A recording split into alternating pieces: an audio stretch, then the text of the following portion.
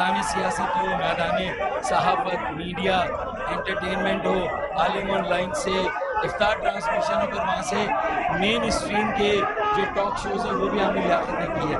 फिर अदब से उनका शगफ, फिर मज़हब के फ़हम को आसान बनाकर लोगों तक पहुँचाना, फिर इंसानी फलाह और बहबूद के काम करना, ये एक हमगीर और जो हमजहती शख्सियत है उसी का ख़ासा हो सकता है। लेकिन उसकी जो खुददारी है, मैं समझता हूँ वो सारी चीज़ों को उसके पीछे छोड़ गई।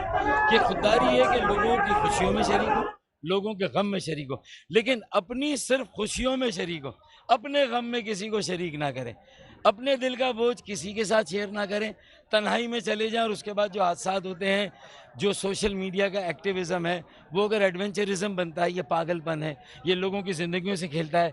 जो एसेट हैं, कौमी असासे, उनकी अगर ज़िंदगी में कहीं कोई कमी बेशी है, कोई खामी है, उसको 1000 से 1 लाख करोड़ से ज़र्ब देकर दुनिया के सामने बताकर ये क्या कौम की खिदमत हो रही है, लोगों को तामीर और तरक्की के रास्ते पे लगा जाए।